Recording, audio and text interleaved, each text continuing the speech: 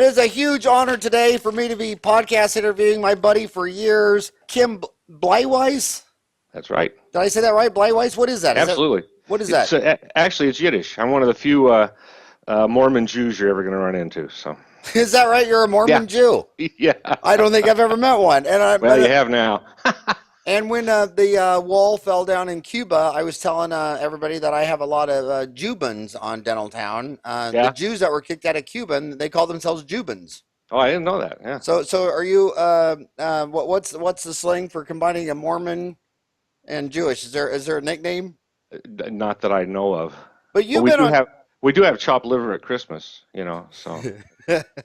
You have been on Dentaltown since literally day one. I mean, 2001. Yeah. I'm a big fan of your post. Let me read your bio. Kim has 40 years experience in the dental trade, having started with a local dental supply company in Salt Lake City right after graduating from college in 1976. During his 40 years in the industry, he has worked in sales, manufacturing, R&D, marketing, and product development. As the Endo Product Manager at Ultradent with my buddy Dan Fisher, he was tasked with the responsibility to manage the development and bring to market Endo Eze AET. Later, as SybronEndo, Kim managed the development and release of a number of endodontic products, including TF Adaptiv, ApexID, K3XF, and System B Cordless. And the System B, the B was for Buchanan, right?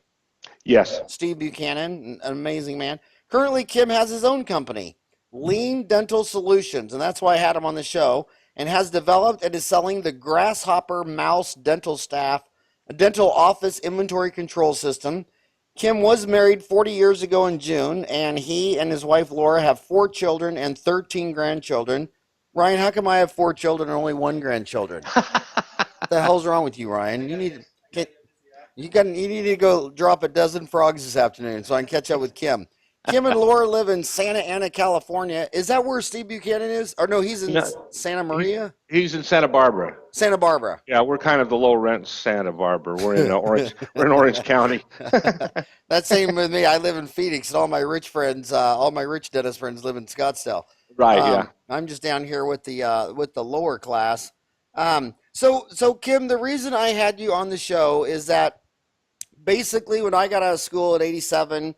We were on a margin business model where we just took our costs, add our profit, arrived at our fees, submitted to the insurance company, and they paid 100% cleaning exams and x-rays, 80% root canals and fillings, half on your crowns and dentures. And now we've moved to from a margin business to a volume business where now the insurance company, they just send you your damn fees.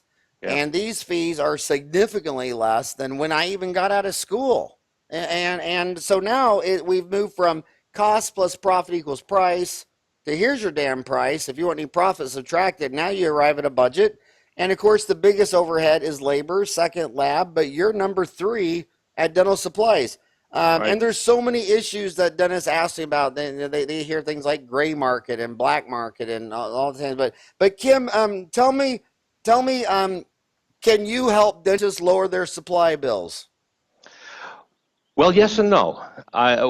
What this is all about is it's giving a new perspective on inventory control, because what happens is you should actually try and have your supply budget about 6% of your gross, 10% of your overhead.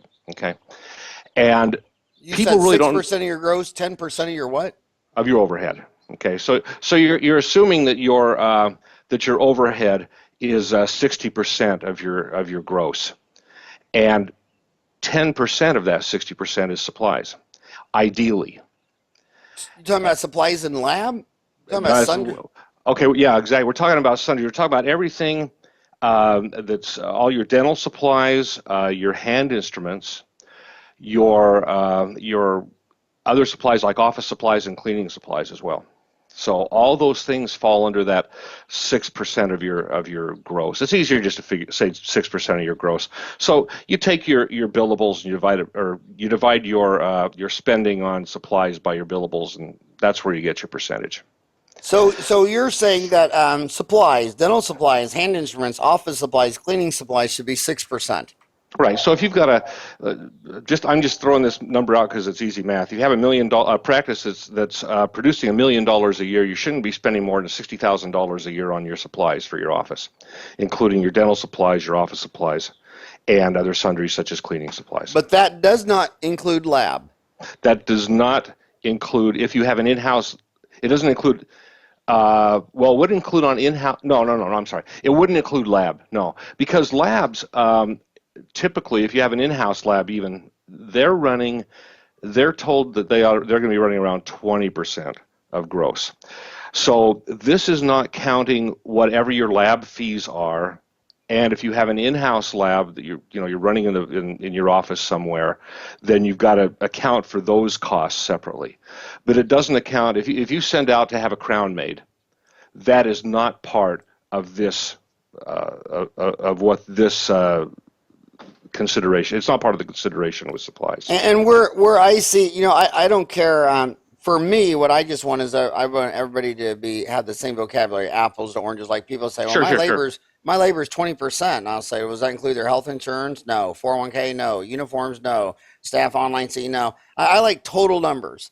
Yeah. And so dental supplies, hand instruments, office supplies, cleaning supplies. You see people saying that range should be 4 to 6%. But what's confusing to me is on Crown and Bridge lab fees, when you send them pressure to the lab, is now a lot of dentists got CAD CAM, and I think their blocks, their blocks that they're milling and all that should be under lab, because that's a lab thing. And a lot of these guys are buying them through their supplies and wondering why their supplies went up, but then their lab went down. So now some people are starting to say, you know what, let's just mix lab and supplies and just get one total number, because if you got 14,000 American dentists doing CAD CAM, that's kind of blurring all the numbers and the averages. What we recommend is, and our system has a way of doing this, is that they account for their CAD CAM and their implants separately. So for example, if you have a dentist whose a dental practice is running at 10% on their supplies, 10% of gross on their supplies, and they're going to start panicking because they're going, hey, it ought to be around 5 or 6%. But if they take the CAD CAM blocks and the implants out of that mix, then they might very well be at 5%, because they're having to stock some very high, some very expensive stuff with a low margin, and things that they're not going to be using very often. They don't have the turnover with blocks and with implants and stuff like that they would with impression material anesthetic and those sorts of things. So yeah, we tell them they should just pull those things out of the supply mix and account for those separately. Now, I'm not sure, I haven't honestly taken a look at what percentage the lab bill should be of your overhead or of your production, because it's so, it's so variable in every office, because you have offices doing implants, not doing implants, doing CAD CAM, doing all these different kinds of things. People saying, well, you know what, I'm not even going to monkey with CAD CAM. I'm going to take the scan. I'm going to send the digital file off to the lab and have the lab cut the block and have them do all that kind of stuff. So I don't have to stock those kinds of things. So there are a lot of different considerations in here. So I hear what you're saying, I understand what you're saying, and I agree with what you're saying. But I have not sat down and really figured out how, what portion lab should be of a practice, because of all the variabilities that are involved in there. So that's a conversation stopper, ain't it? you have two websites. You have Grasshopper Mouse Inventory Control Systems at ghmouse.com, and you have Lean Dental Solutions Inc. at leandentalsolutions.com. What explain these two websites? Well, when I left SybronEndo back in 2012. Wow. 2013. Anyway, it's been a long time ago. They've reorganized, they're not around anymore. I wanted to go into business for myself. My first thought was, I want to be a dental consultant. I'm going to use all this great knowledge I've got to be a consultant. Well, a consultant is just another word for being unemployed. Lots of times. On a resume, anyway. I decided I need to come out with a product. the product I came up with was an inventory control system because I saw a need for it. So basically, as I set things up, the Lean Dental Solutions site became more of a consulting site, and Grasshopper Mouse is my product. But I'm really leaning more and more towards Grasshopper Mouse. I mean, that's something that's taking the bulk of my time and will take the bulk of my time. On the Lean Dental Solutions site is where you're going to find my blogs, where I'm blogging on practice management, on communication, on lean management, and all these kinds of things. And that whole lean idea kind of goes hand in hand with with your supplies and those sorts of things. So when in all your experience, why do you think some what are, because I'm thinking my homies, they're driving to work right now and they're thinking they're focused on placing implant, or they're trying to think about how to do dentistry. How does this person even listening know if their inventory control system is getting an A, a B, a C, a D, a F? I mean, how do they even know if they're doing good or bad in this department? They don't. And what happens is the way most dental offices, from my experience in the industry, take a look at this thing is the doctor's got in his head about how much he wants to spend on supplies. And what happens at the end of the month, he looks at the billables, and then he'll look at what his supply bill is, and he'll have a fit. He'll go, holy smokes, we spent a lot more than we should have this month. What am I going to do about it? One thing, and things are changing. Dentists are learning more about business and about business metrics, but they really have no way of printing up a report right now, giving them a metric on where that money went, where it can be shaved, if indeed it's a problem. Immediately their knee-jerk reaction is to go to the dental assistant, whoever's responsible for ordering, and saying, we got to start drilling down and getting cheaper prices. We got to get lower prices. We've got to get on top of this and start shopping all over the place. Sorry about that. Start shopping all over the place to see who's got the lowest prices and who's going to help us out. And I want you spending a couple hours a week going through all the catalogs or whatever the case may be. And then what he's doing is he's adding a hidden cost to his labor, his overhead. All that labor, yeah, because, like it or not, I told a dentist once when I first started the business, time is money, and he threw something at me and told me to get out of his office. He says, you don't know that time is money in my office. Well, it is, and their time is worth something. So what a dentist needs to be able to do is go, at the end of a month, print a report that says, this is what we purchased during this month, and look that over, and if there's a problem with it, then the dentist does it the next month and the next month, and looks at it over a quarter, like like a business does. You go by quarterly things. You don't tend to use a month as a trend in anything. So you look at the quarter, and you see that the quarter it's way out, but you've got a metric to look at. You've got something there that you can look at, and if you've got something, for example, with our system, they can run a report that shows what they've received, which is what they've actually purchased. And then a report they can run that's called a scan out report, which is what they've actually used. And if there's a big discrepancy between those two reports, then the question comes, okay, one of three things is happening. We're either ordering too much and have stuff sitting on the shelf we're not using, but we've paid for it.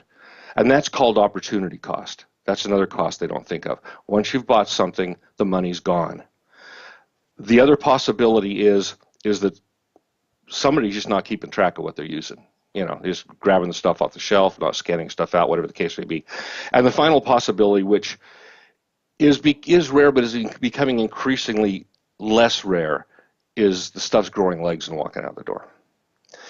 And so you can't know these things unless you're monitoring it. What do you mean by that? You mean theft? Yeah, I mean theft. Well, what's being stolen in the dental supply business? Go on eBay and put whatever you want in there, and you'll see some things. Often it's small equipment, but people can just nickel and dime a doctor out of, they decide they need toothbrushes. Well, why go to Walgreens? There's a couple of dozen on the shelf over there. Just snag one and chuck it in your car and take it home with you. No problem. It's just toothbrushes. Who's going to You notice? think staff are stealing more than anyone talks about?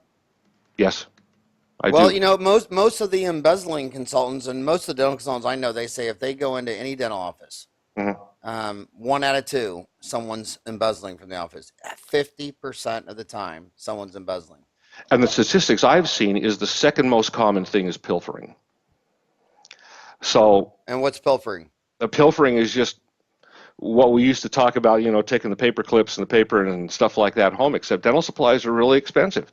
And so, it can be anything from stealing pharmaceuticals, if somebody's got a habit, to, grabbing toothbrushes, to maybe slipping a handpiece in your pocket. There's a lot of very expensive stuff out there right now that is very portable. Do you think that a dentist, for example, would miss if a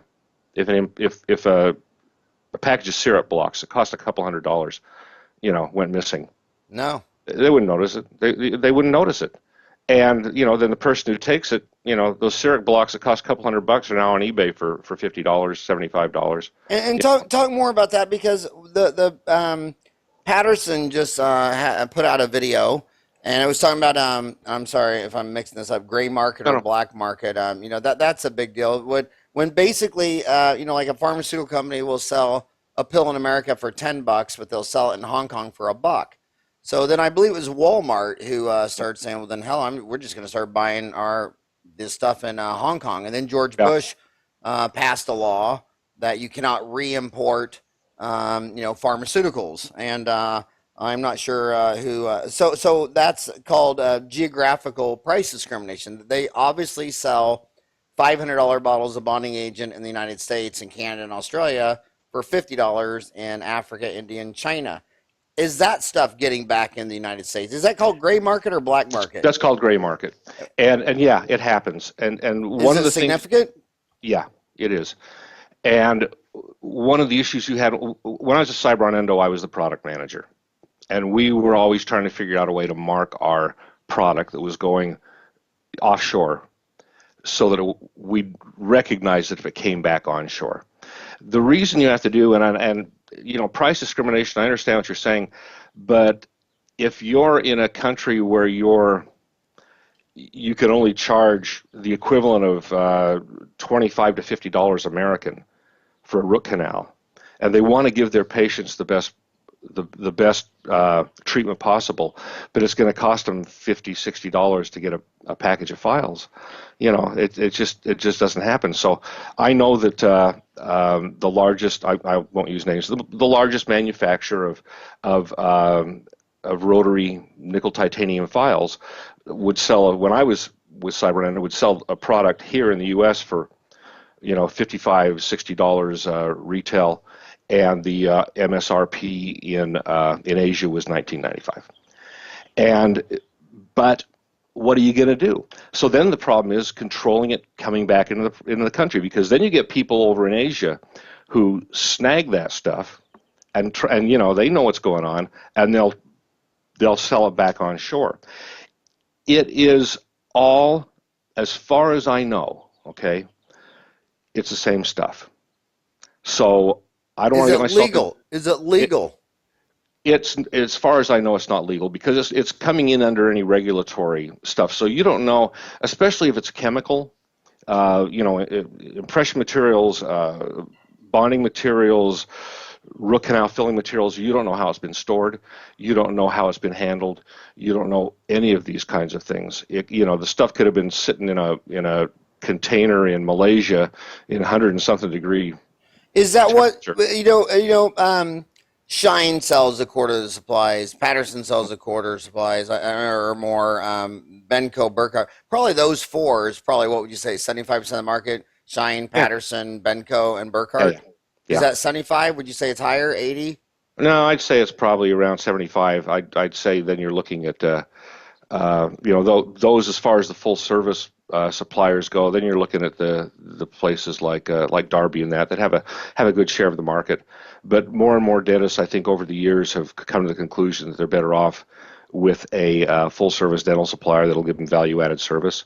They can see the value, depending upon the rep they have. They can see the value of having somebody come into their office and make up that difference that is probably over only 10%. You know, as I go And through, I can prove that point, yes, because when every one of my friends, including myself, has Mhm. switched from Shine to Patterson to Benco to Burkhardt or whatever, you know why we always switched? It wasn't Yeah, on price. You that know was a why rep. the rep switched. Oh yeah, I mean, people say to me, you know, well, why did you switch from them to them? I don't know. Ask Val. I don't know why she switched, but sure. so yeah, and it's emergency stuff. I mean, you can't have a $1,500, $2,000 case stop because you're out of something when you got Val on the cell phone. You know what I mean? Oh yeah. Yeah, You and know, when somebody buys one of our systems, I have them provide me with a year's worth of history on what they've bought so that I can do an analysis to come up with their what should be their minimum and maximum inventory levels. We figure they should have no more than a month's worth on hand at any time.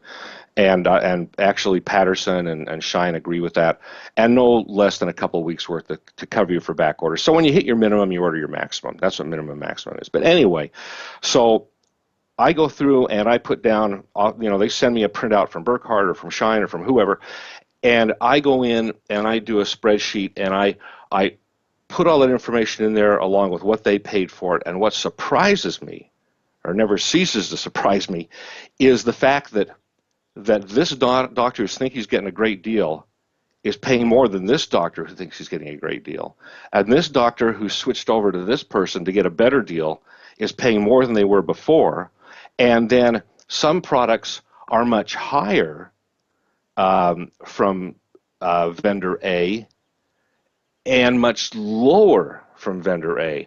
So the hours that their people spend trying to match prices, in my opinion, from just observations, I haven't done any statistical analysis, but it pretty much evens out. You know, no matter where you buy your stuff. what would you say if someone says, you know, this market of dental supplies is so competitive that if you take Patterson, Shine, Benco, and Burkhardt, their prices don't even vary 5% I think that's probably true overall. You know, overall? because you're going to spend, you're going to pay X at Patterson for impression material A. You're going to spend X plus $5 at Shine for the same material, but at Patterson you're going to spend X minus 5 for anesthetic B, and at Shine you're going to spend X minus 5. It just all evens out, But what happens is people, doctors and office managers get a panic when they see the prices and they say, okay, it's $5 less here, and it reminds me of my mother. My mom would and maybe yours did the same thing back in the day. She'd shop the ads, the grocery ads, and she'd go to Safeway and get a few things, then jump in her car, and go over to Albertsons to get a few things and jump in her car, and go over to this grocery store and get a few things and jump in her car. Just buying the things that are on sale. Whereas if she would have stayed at one store, which is what my wife and I do, we found that overall a certain store has some stuff more expensive, some stuff less, but we end up paying, and we That's don't funny you said spend. Albertsons. That was a Utah play that moved down to Yeah, Arizona, but they yeah. pulled out of the Arizona market. Are they still in play in Utah? They're in now. I don't think so, but they're in Southern California now. And if you want to spend $4 a pound for asparagus, it's a great place to go. Huh. So is there so these gray market guys, who's the major player in American gray market? In American Great, well, the suppliers aren't buying gray market as far as I know. Shine, Patterson, Oh yeah, I know those guys aren't. the big guys won't. But as far as coming back overseas, it's generally stuff that you can find online. If you go to So it's eBay. So it's eBay. yeah, well, it's not necessarily eBay. If you go to for heaven's sakes, Alibaba.com. Alibaba.com. Yeah, How do you spell Ali? Alibaba, Alibaba.com. Okay. And Aliba BA. Alibaba. Okay, Alibaba.com. .com. And what they do there is anything you want in the world, you can get there. So what they'll do is you'll say, okay, I want. So I can just type in mail order bride and it'll just pop up. I haven't tried that, Howard. why I've been married 40 years. I don't do stuff like that. So Anyway. so you type in dental supplies. Yeah, dental supplies, or you could do a specific dental supplies. You could type in Yep, I see. NITI files, NITI endodontic files, and you'll see a whole bunch of different companies come up that are offshore companies, and the prices that they charge for those products, or because they're being cagey because they're really gray market, they'll say, email us and we'll give you the price. And so, What then, does that mean? You said those types would be really cagey. What does really cagey mean well, in then? other words, they don't want to show what their prices are because then So then then, they're just worried about getting in trouble or having their competition go, well, then we're going to have to lower our prices. The ones that are the most reputable gray market are, well, let me make it. There are gray market, and then there are people who are legitimate manufacturers selling the product, and they're selling a product that the patent is expired on. Okay. but then you'd have to begin your if anybody wants to make a major play, they got to move. I mean, when you want to deal with overhead, the only thing you think about is labor. So when you're on Alibaba.com, you're paying your dental assistant $20 an hour to do this. Yeah, exactly. So how does that really work? It doesn't, and that's the thing. And then you're not sure what you're getting. I mean, IKEA. So the S&P 500 averages 53% labor. That's what really dentist says. The ADA says that the average overhead is 65%. So the dentist is getting 35%. He's a human. That's his Yeah. cost of labor or her cost of labor. Staff's making about a total cost about 25 to 28. So there you are. There you have 53%.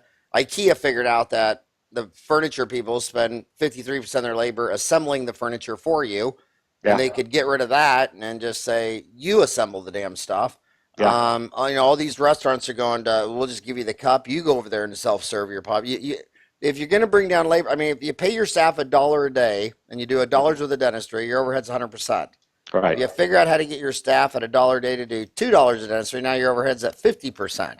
And So, that's what the whole lean thing is about, is finding ways to do things more efficiently. but So, how do I do your Grasshopper Mouse inventory? Do you do that for me, or does my assistant do that?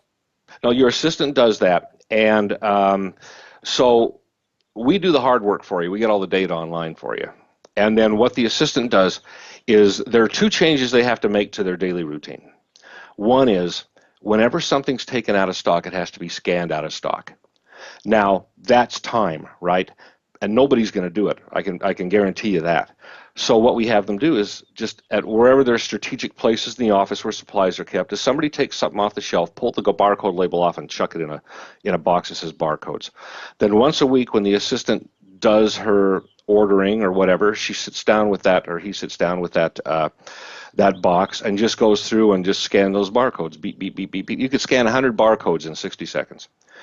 And then that's how all of your inventory is adjusted. Then the system, when you hit the minimum, tells you it's time to order the max. So when you order a product, you're just basically doing the same thing you're doing now. You're building a shopping list, but you're building it in the system. Then when an order comes in from, whomever, an order comes in from Patterson and it's PO number 25, then what the person does who's receiving it, well, what they're doing now is that order comes in from Patterson, that box comes in, they open the box, they take the stuff out of the box, they take out the packing list, and I haven't found anybody that's not doing it this way, takes out the packing list and starts checking off the stuff off the packing list to make sure they got everything they want, right, or everything they ordered. With the system, what they do is when the order comes in, they print the barcode labels for that order. Then they label the product and scan it into stock. So it's about the same amount of time. Now, if there's a barcode left over, so you've ordered 10 items and 9 come in, so you label and scan 9 items to put them into stock. There's a barcode left over. The system says, hey, it looks like you're missing something. What do you want to do with this? And it says, is this on back order? Yeah, it's on back order. Okay, you click, yeah, it's on back order. If, though, the packing list, and this never happens, right? Packing list says order 10, ship 10, but there's only 9 in the box. What you're going to do is you're going to call up Patterson or Shine, or whoever, and say, listen, it was short shipped. There were only 9 in the box. They're probably going to say, you know what, let's just send you a new one at no charge. Fine, you could mark it's on back order, or you can say, you know what, 9's enough for now. I'll just order it next time. Please give me credit. Then you tell the system, I'm going to get credit on this, and the system leaves the order open until you tell it you've got credit. And that's another thing with those hidden costs is bird dogging on credits. How do you know you've gotten credit, or when you've gotten free goods that have been promised to you or whatever? The system won't close an order until you tell it you've gotten your credit or gotten your free goods. And within 45 days of you telling the system, or after 45 days of you telling the system you're going to get a credit, it sends an alert saying, have you received this credit? And, then you don't have to worry about remembering it. The system remembers all this stuff for you and kind of helps you. So, you don't have to waste your time with all this paperwork and stuff like that. So. And you know how sometimes we just give a job to a certain person. Like when someone's operating you, you need a great set of hands. You know what I mean? Yeah, and exactly. And so since it's dental supplies, they always give it to the dental assistant. But sometimes your dental assistant is the best assistant in the world, but she has 0 organizational skills. And then you go up front. There's the treatment plan coordinator who's doing all the insurance, or your insurance coordinator, just complete attention to details. But they never think of going and giving it to Shirley because she just totally demonstrates attention to organization and detail. And they give it to their assistant, who's just great with people, great with assistants, and has never reconciled her own checkbook. Yet she's in charge of 6% of your cost in supplies. Exactly. Yeah, exactly. And so you've got to, that then comes into the idea of management. How are you managing your office and things like that? And, compliance is really important with this stuff. It's not that much extra work. It's certainly a whole lot less work to barcode label your product and scan it out of stock and scan it into stock than it is to, we're out of stuff. Quick, call the supply house, see if Cindy, our dental supply rep, can drop one off if she's got one in her trunk or something like that, or whatever the case may be, or have to order and have it overnighted to you. If you tell people you just got to comply with this. This is part of your job now. You have to do it because we have to track this 6% of our overhead. We have a high volume office here. We're spending a lot. I've got an office here that's spending $9,000 a month on dental supplies. Now, I don't know what their production is, but I know it's high, and they're happy with what they're doing. But how do you keep track of $9,000 a month in dental supplies? They're able to do it with this system. Okay, I'm on your website. Which is ghmouse.com. So ghmouse.com for Grasshopper Mouse. So my first question is, what the hell's a Grasshopper Mouse? How did you come up with that name? Were you out there doing peyote in the desert when you came up with Grasshopper Mouse? Oh no, I'm a Mormon. I was watching the National Geographic Channel. Is there actually a Grasshopper Mouse? There is a Grasshopper Mouse, and it is found in the American desert Southwest. You have them in Arizona. They're in Arizona, New Mexico, Texas. Have you ever heard of that, Ryan? Wow. Yeah, you're in Arizona. Anyway, it's a little mouse about this big. Yeah. Okay, and it is a very ferocious predator. It will eat. It'll eat giant centipedes that big. It'll kill and eat scorpions, tarantulas, snakes, things like that. They did a study on it, believe it or not, at the University of Texas, and found that a scorpion sting to it is the same thing as giving it a shot of lidocaine. It doesn't feel anything after that scorpion sting. And it's a cute little thing, but it's a very ferocious predator. And that has absolutely nothing to do with this company. But you'll never forget Grasshopper Mouse. I almost lost Ryan. It's a sticky name is what it is. I almost lost Ryan to a scorpion. Did you? Did you know that, Ryan? Yeah, and Ryan knows that. They only got enough for about 10 pounds of flesh. So, like, in my life, one time I went out and I got the newspaper out the driveway, and I opened up, a scorpion fell on my forearm and stung my forearm. And my arm is numb. It's about 10 pounds of flesh. And Ryan went in his room. His mom went in his room in the crib, and he was a newborn baby. He was 10 pounds, and his eyes were pointing different ways. He's foaming out of the mouth.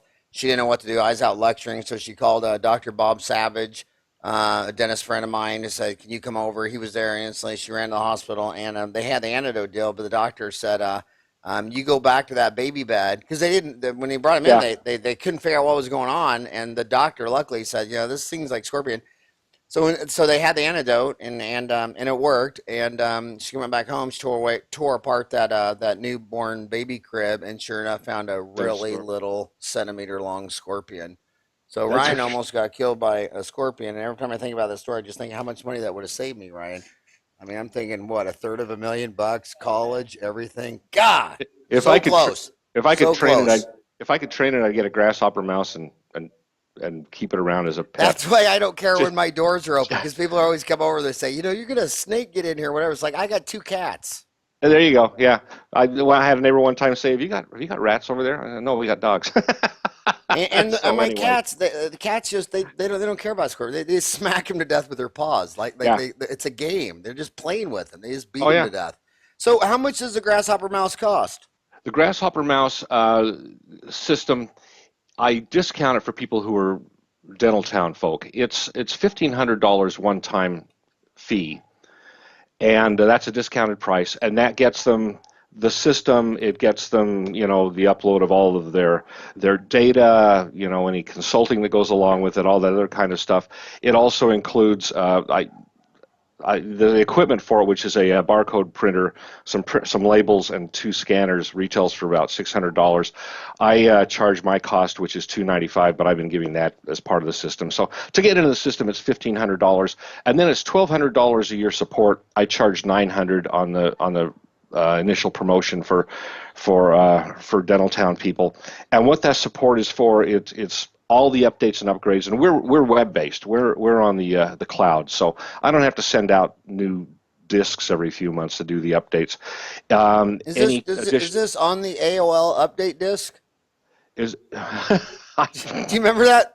These young kids yes. probably don't even know what we're talking about. When Oh when the yeah. internet came out in the early '90s, it was basically AOL, and you got these discs, these CD-ROMs, and you would, and anytime you told anybody that on the internet, they're looking at this AOL disc, this dial-up system where they give you like six numbers, and people would walk by like that internet thing. What a idea that is.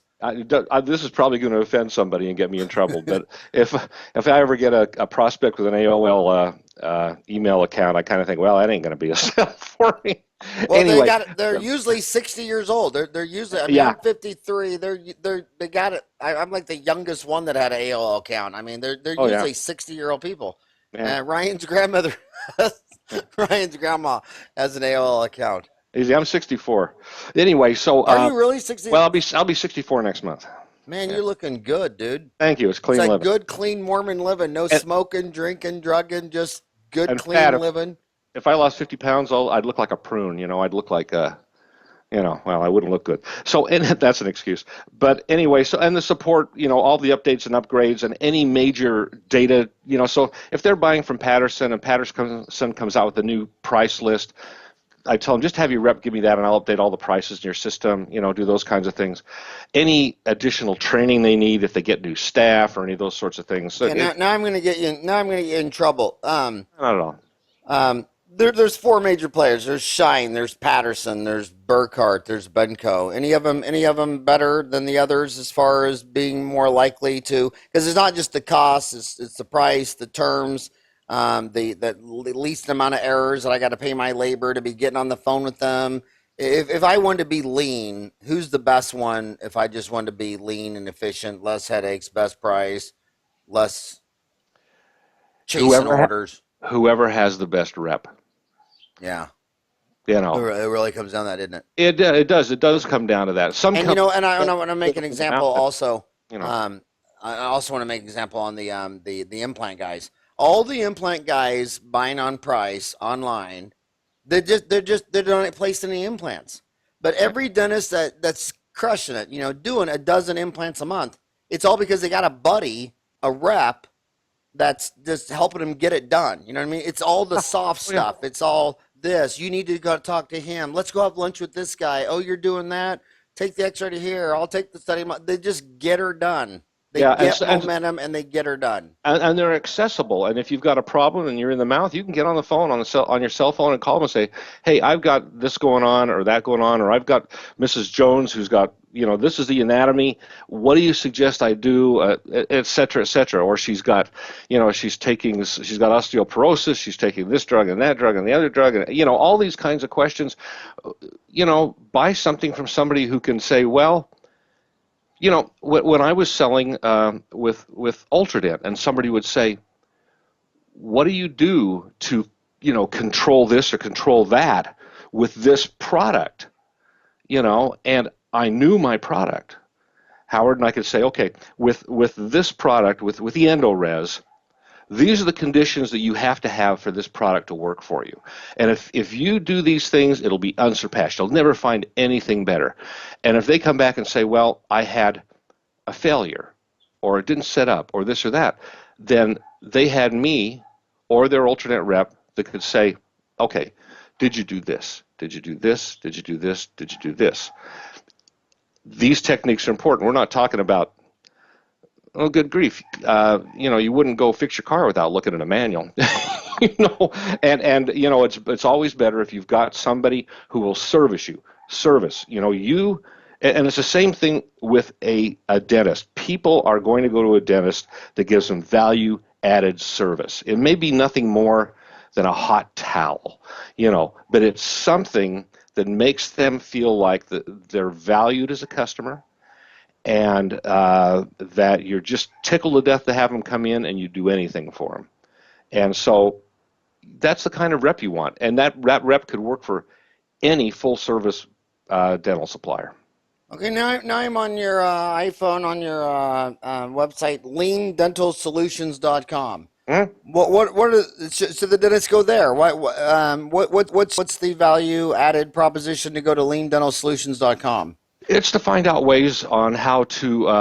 I've got blogs in there, and I also post those blogs on Dentaltown on how to better manage your practice by better managing your people.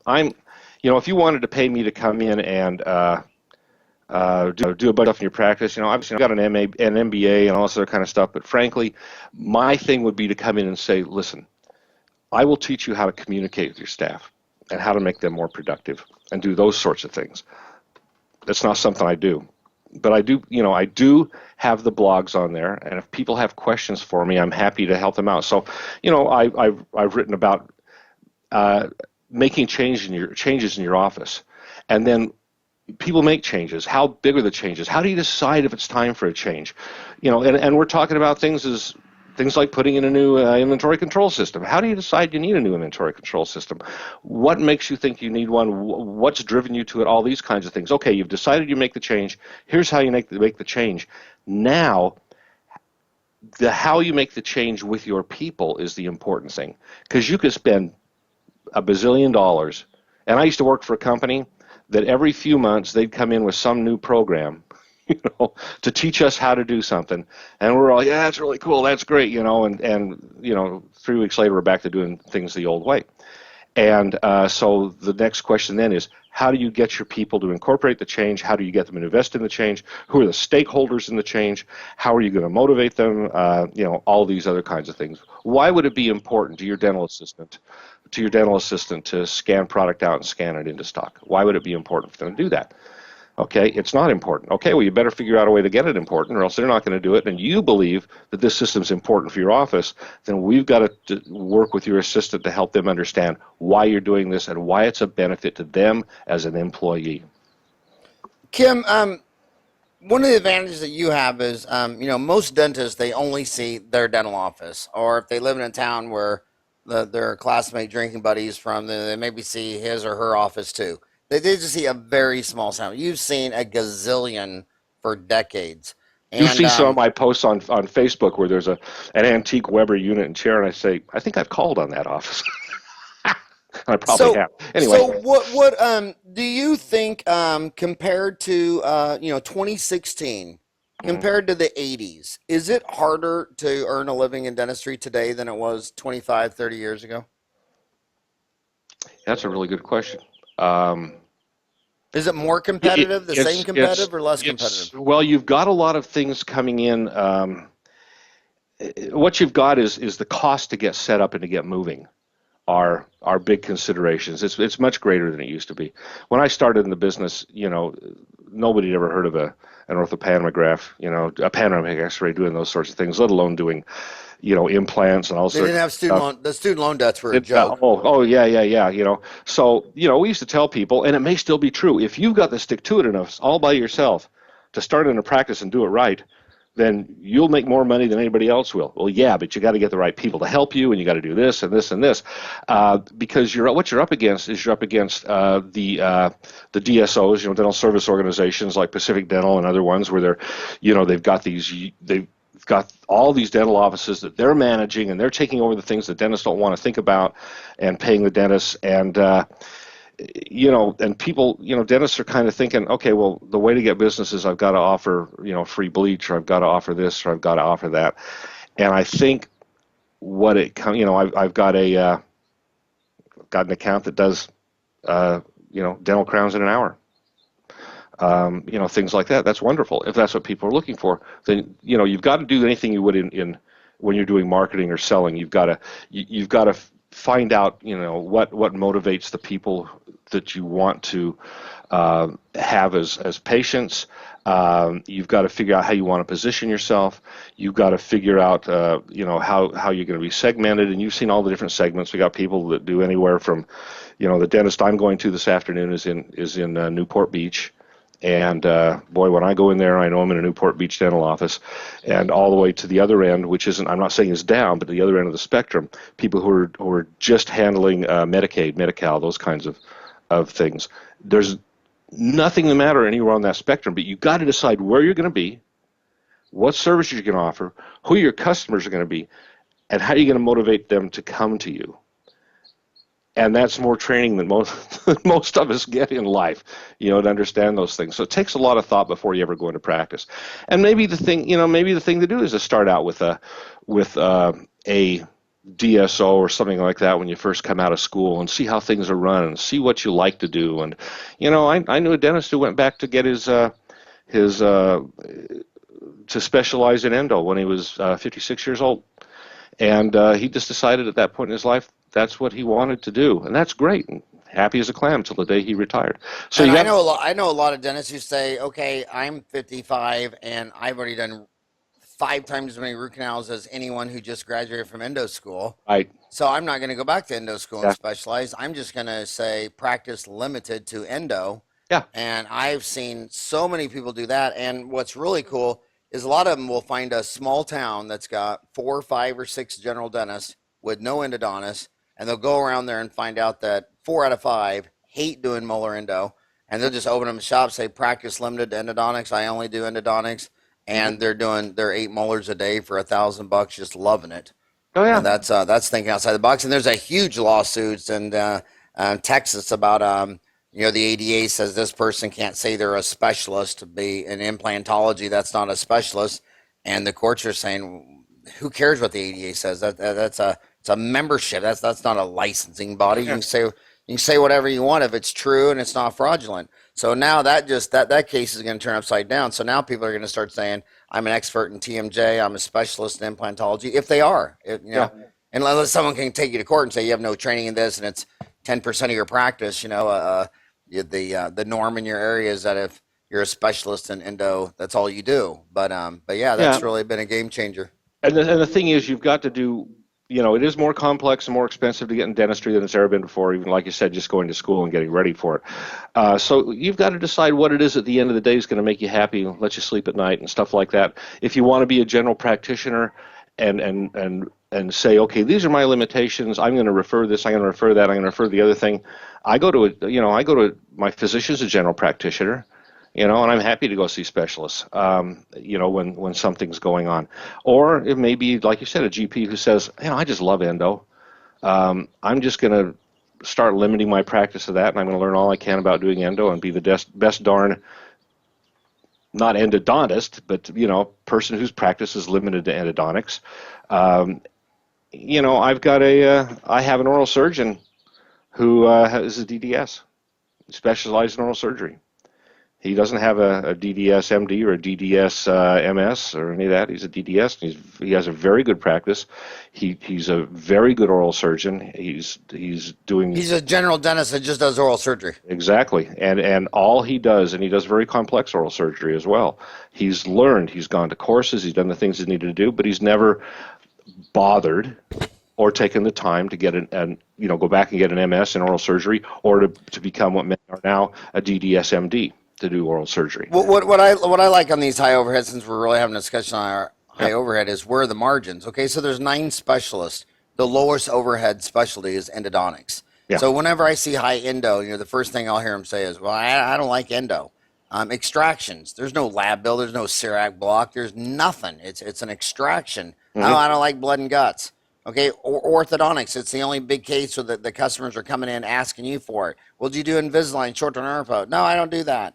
Well, do you work, and the only margin thing they really have is crown and bridge. Yeah. And crown and bridge it's an expensive procedure.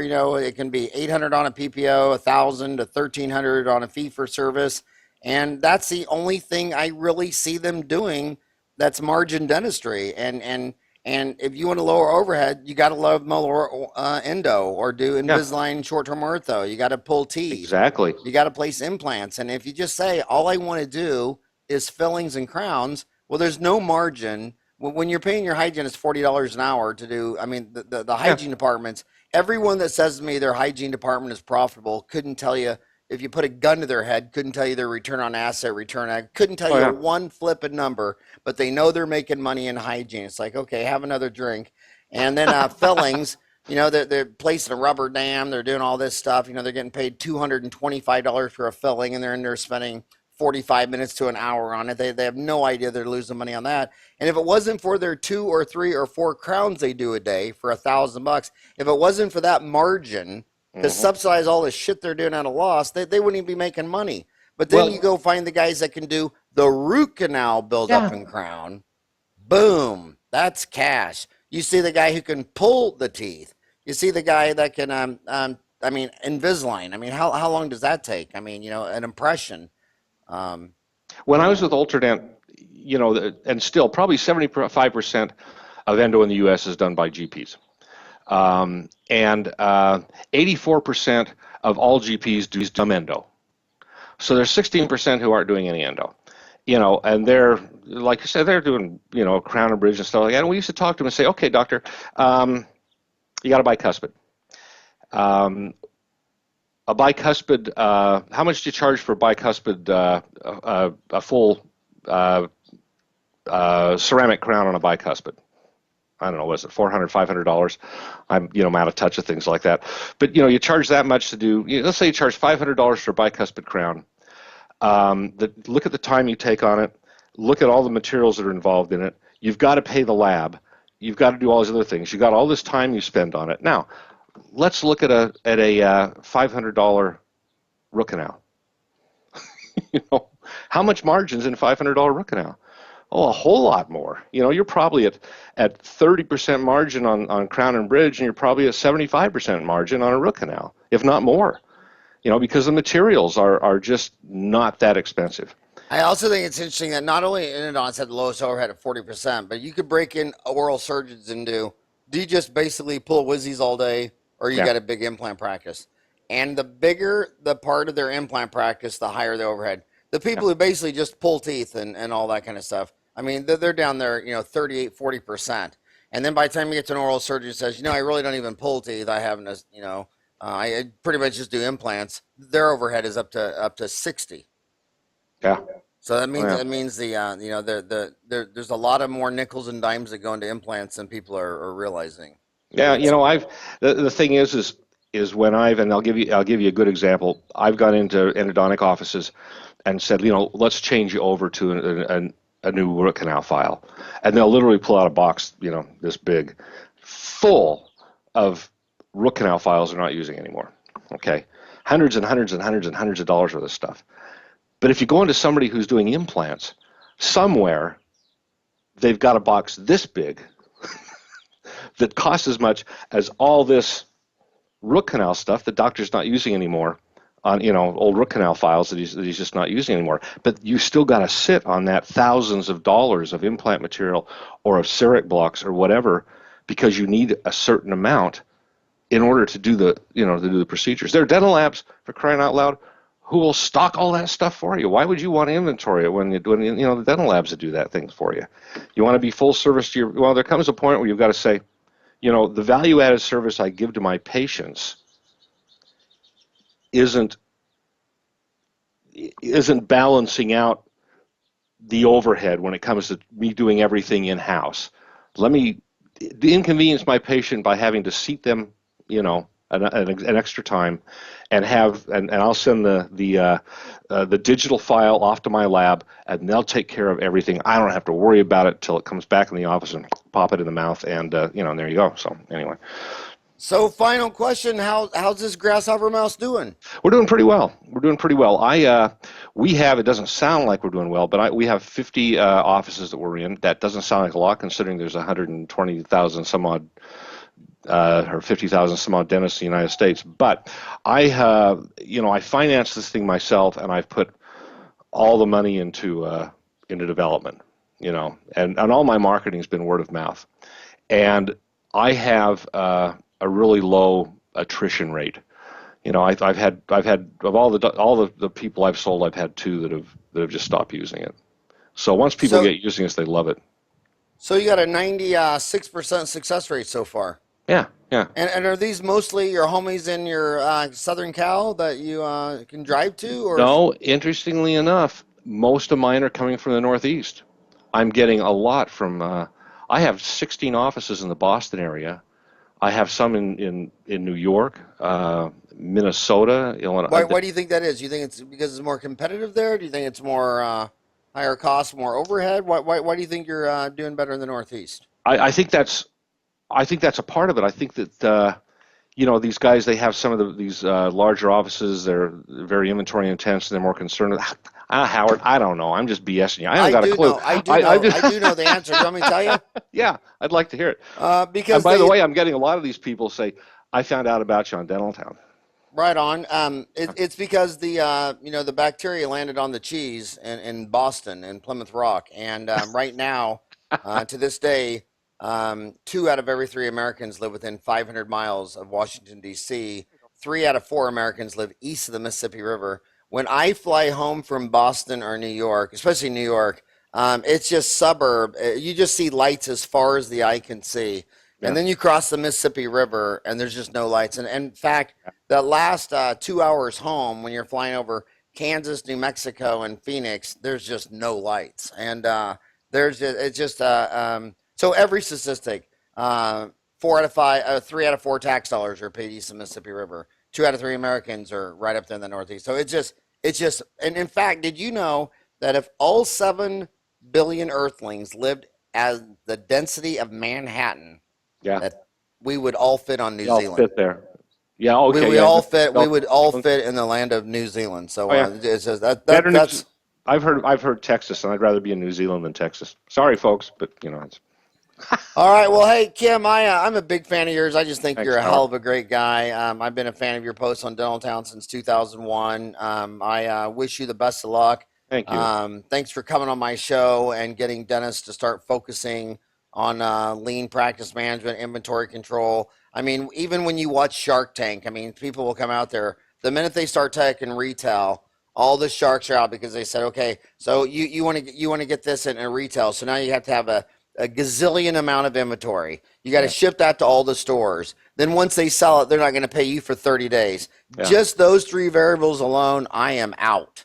Yeah. And, that's why they like, make a product, sell it online, and you got to have, a 50% margin. Yeah. And whenever I see a dentist that controls their inventory, controls their spending, and gets their overhead to 50% and starts driving a margin-driven practice with root canals and implants and crowns and dentures and partials and Invisalign and short-term ortho and slows, and those are all procedures where the PPO is not setting the fee. They're setting the fee at basically your cost for cleanings, exams, x-rays, and fillings. So you're just volume driven for nothing. Yeah. and coming home stressed, and you were just drop dead busy all day and didn't make a nickel. And then you switch these dentists to, managing their inventory with guys like you, listening to their elders like guys like you, on reading your blogs on Dental Town and Lean Dental Solutions Inc., and then trying to drive a margin-driven practice by saying, okay, if my practice is 85% PPOs, what fees are these PPOs not setting? Well, they're not setting ortho, they're not setting Invisalign, they're not setting implants, they're not setting, a bunch of procedures. And I go to practices in Asia where they say everything I do is a break even or loss, but if I do one Invisalign case a week, that's how I feed my family. Yeah. And then you're sitting there thinking, well, who the hell's got any money in Indonesia and Malaysia? But God dang, women do. I mean, they I don't care where they are. They want an iPhone, Invisalign, lipstick, and a high heel shoe. Yeah. I mean, it was so funny, and it's so funny. Wherever you go in the world, they got high heels, lipstick, an iPhone, and Invisalign. And the thing I love about Invisalign is it's nothing but margin. Same thing with molar endo. So learn to love margin. Kim, seriously, thanks for all you've done for Dental Town since 2001. Thank you. Thank you for all you've done to so many dentists. And does your wife ever make you want to move back to Utah? You ever thought of moving back and working with your buddy Dan Fisher again? We thought about going back there, but it just, it passes, and we feel much better about where. Is it because of the winters? That's part of it. Yeah, we just really love it down here. It's really great. Thanks, Kim. Thank you, my friend. I hope to, before I die, to find a grasshopper mouse, and then I'm going to catch it live and come home and throw it to my 2 cats and see what happens. Yeah, I put the money on the mouse. Okay, buddy. Okay. Have a great day. Take care. Same to you. Thanks, Howard.